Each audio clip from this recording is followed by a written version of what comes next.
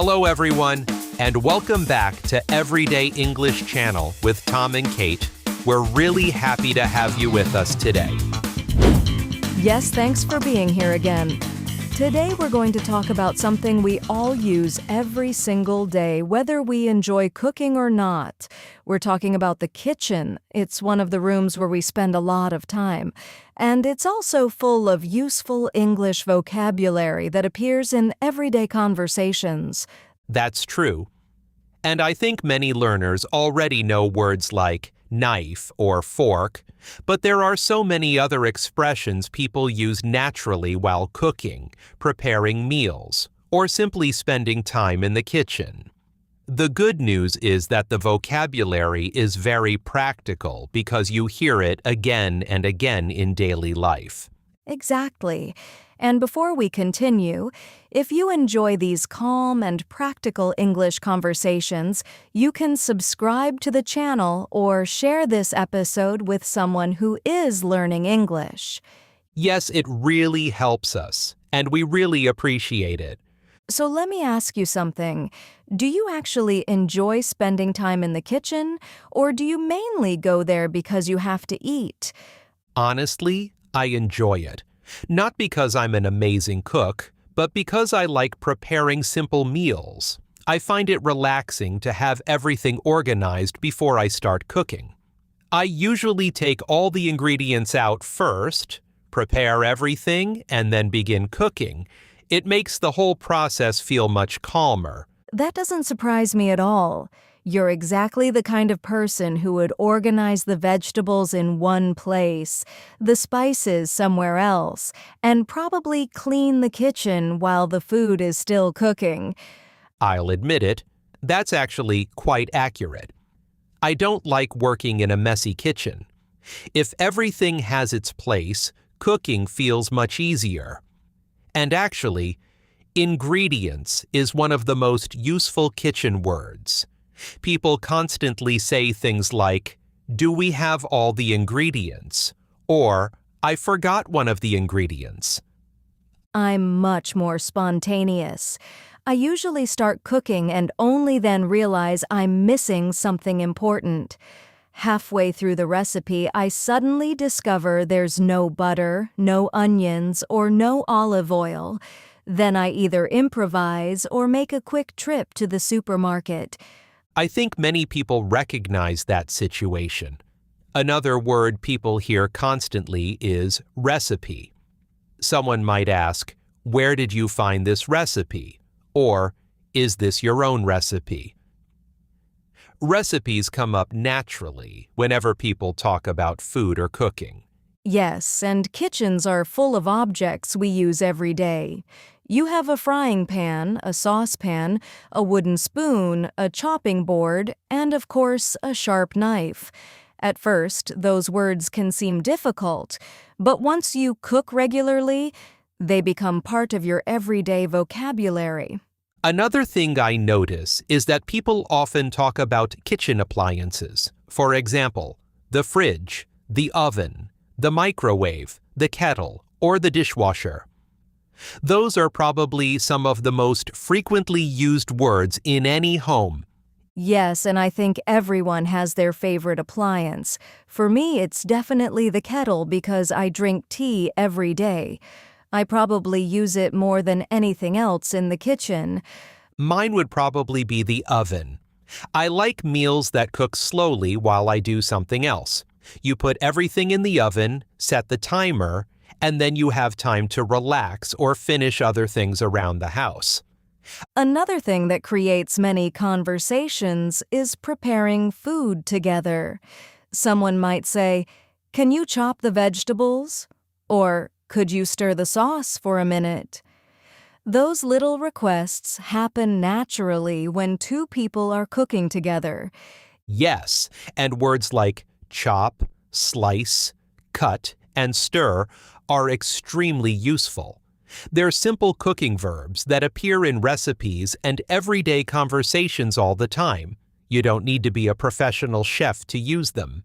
Something I've noticed is that kitchens are often where people talk about their day. One person cooks while the other prepares the table, and they naturally start discussing work, family, or weekend plans.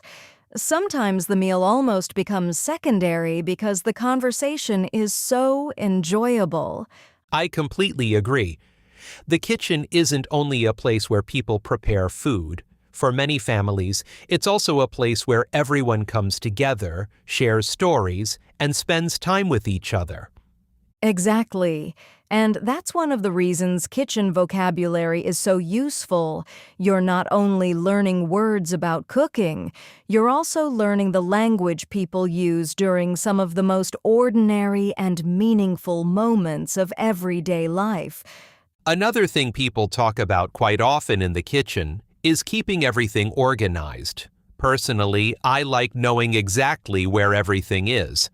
I always put plates in the same cupboard, glasses on the same shelf, and cooking utensils in the same drawer. It probably sounds a little boring, but it makes cooking much easier because I never have to waste time looking for things. I actually wish I were more like that.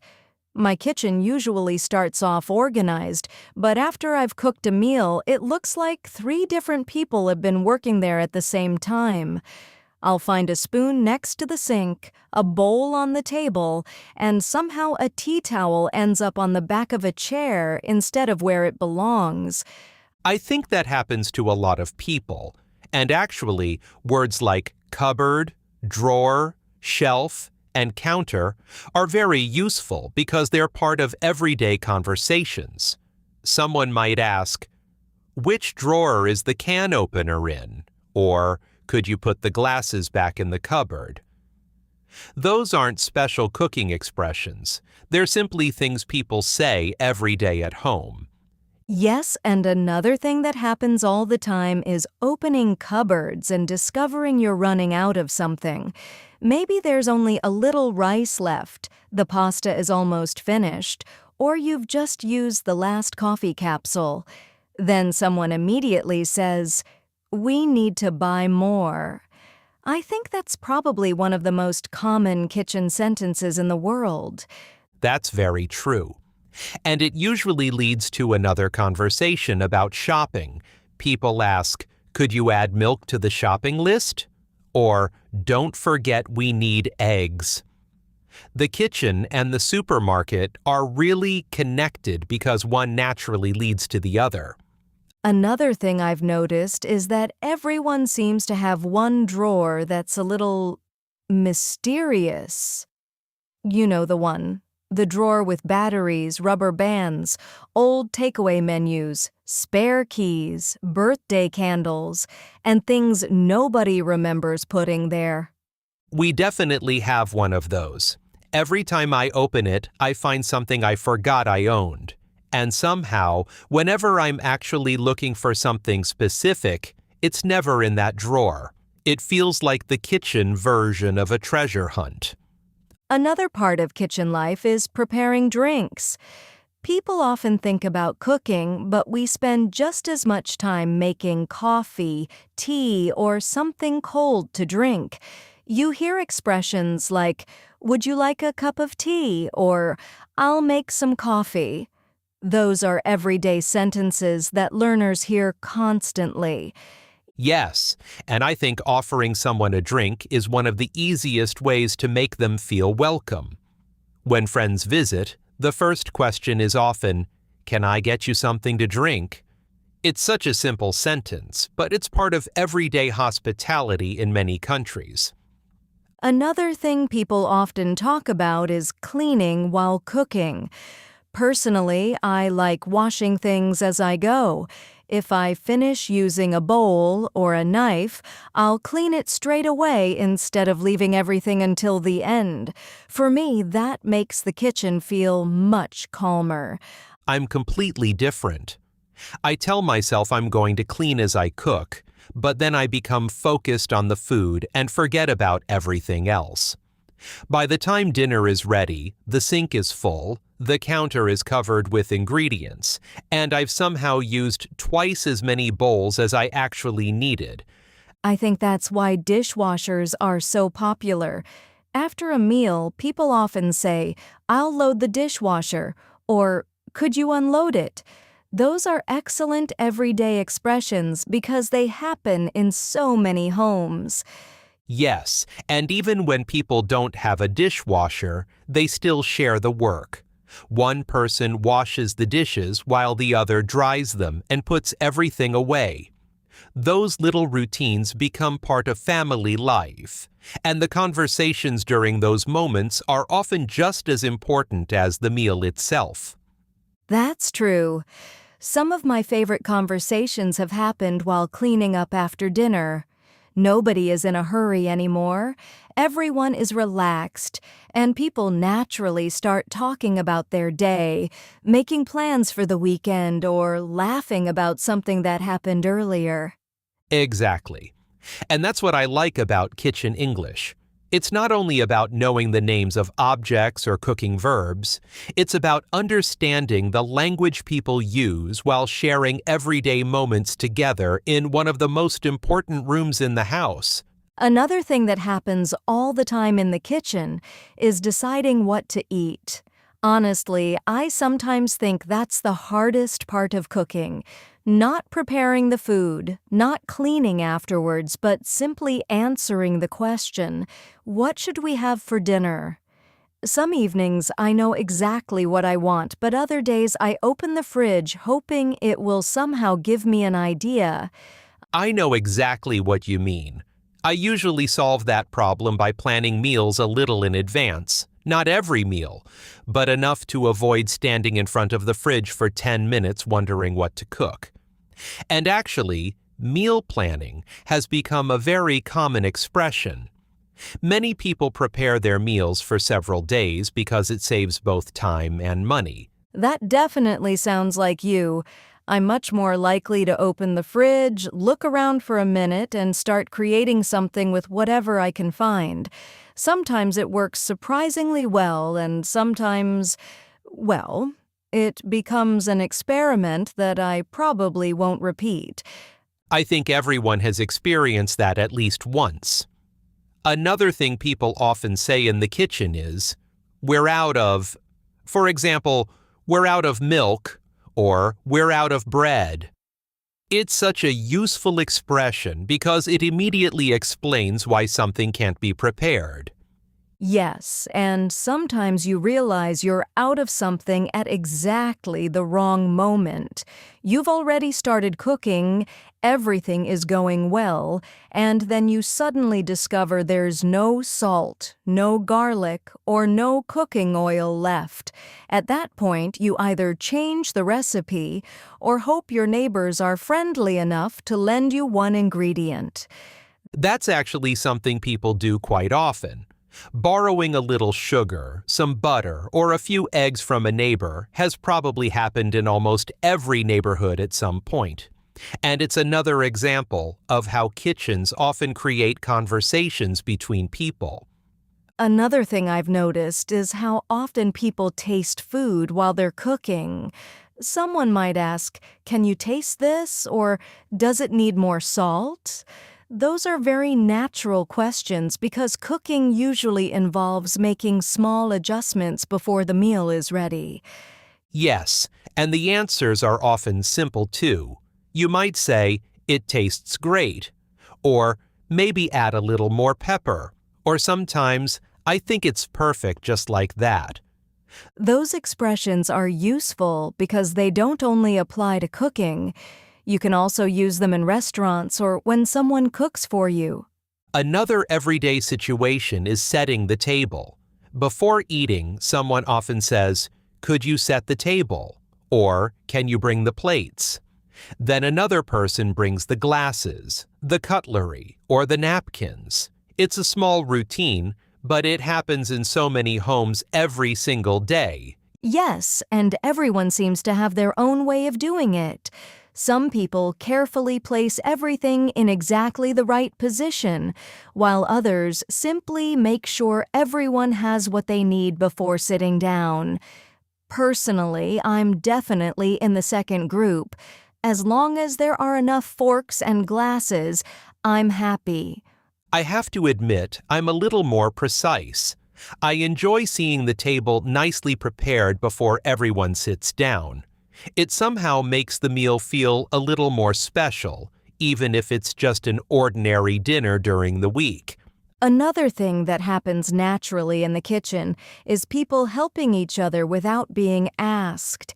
Someone notices the kettle is boiling and prepares tea for everyone. Another person finishes cooking and someone else starts washing the vegetables or putting the bread on the table. Those little moments of teamwork happen almost without anyone thinking about them. I like that because it shows the kitchen isn't really about one person cooking. It's often a shared space where everybody contributes in small ways. Even children often help by mixing ingredients, carrying plates, or putting fruit into a bowl. And those small tasks become opportunities to learn new vocabulary naturally. That's true. When children help in the kitchen, they constantly hear words like mix, pour, wash, peel, slice, and stir. They don't usually learn those words from a textbook. They learn them because someone is showing them what to do while they're preparing a meal together. Exactly.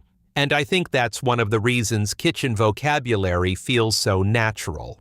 It's connected to everyday routines, family life, and simple conversations that people repeat again and again without even thinking about the language they're using.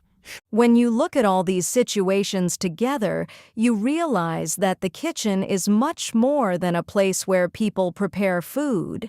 It's where people start their mornings, finish their evenings, welcome guests, celebrate birthdays, prepare family meals, and spend time together after a busy day.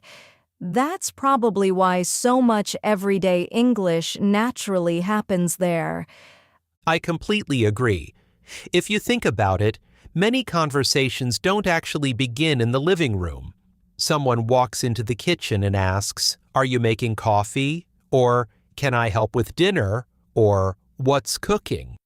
They're simple questions, but they're part of everyday life. That's true. And I think one of the nicest things about kitchen conversations is that they usually happen while people are doing something together. One person is chopping vegetables, another is setting the table, someone else is making tea, and everyone is talking at the same time. The conversation feels relaxed because nobody is sitting down expecting a formal discussion. Yes, and I think that's why kitchens often become the heart of a home. People naturally gather there without really planning to.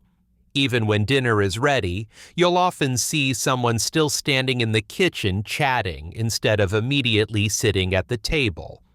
It just feels like a comfortable place to spend time together. Another thing I've noticed is that kitchens are full of small, everyday decisions. Someone asks, "Do we have enough milk?" Or, "Should we cook the vegetables first?" Or, "Can you take the chicken out of the fridge?" None of those questions are complicated, but together they create dozens of natural English conversations every week. Exactly. And because those conversations happen so often, the vocabulary becomes familiar very quickly. Words like cupboard, drawer, fridge, recipe, ingredients, slice, boil, bake, and stir stop feeling like vocabulary words. They simply become part of your everyday language. Another thing I like about kitchen English is that it's useful even if you don't enjoy cooking. You still need to ask where something is, offer someone a drink, prepare breakfast, wash the dishes, or put food away after dinner. Sooner or later, everyone uses this vocabulary. Yes, and I think that's an important point. Learning English isn't only about traveling or working, it's also about describing ordinary moments at home. Sometimes the most useful vocabulary isn't the most exciting. It's the words you use every single day without even noticing. Another thing people often do in the kitchen is talk about tomorrow. While putting dishes away, someone says, "What should we have for dinner tomorrow?" Or, "Don't forget we need bread." Or maybe someone says, "I'll cook tomorrow," while the other person replies, "Great, I'll do the shopping." Those conversations happen so naturally that people don't even realize how much everyday English they're using. I completely agree. And those little routines make conversations feel genuine. Nobody is trying to practice English. They're simply organizing daily life together. And that's exactly the kind of language learners need most. Another thing I've realized is that some of the happiest memories people have involve kitchens, family dinners, baking with grandparents, preparing holiday meals, teaching children how to cook, or simply having a late-night conversation over a cup of tea. Those moments aren't usually planned. They just happen naturally because people spend time together in the same place. That's very true. And I think that's why this topic feels so relatable. Almost everybody, no matter where they live, has memories connected to a kitchen. The room may look different from country to country, but the conversations are often surprisingly similar. People ask for help, prepare food together, laugh, tell stories, and enjoy spending time with the people around them. Exactly. And once you're comfortable with this everyday vocabulary, you'll notice it appearing everywhere. You'll hear it at home, in supermarkets, on cooking programs, in restaurants, and even during casual conversations with friends. The more often you hear these words, the more natural they become. Before we finish, thank you very much for spending this time with us today. We hope this conversation helps you feel more comfortable using kitchen vocabulary and talking about everyday life in English. If you enjoyed this episode, you can subscribe to the channel or share it with someone who is learning English. It really helps us grow, and we truly appreciate your support. Join us in the next episode for another calm and practical English conversation. Thanks again for listening. And remember, keep speaking English every day.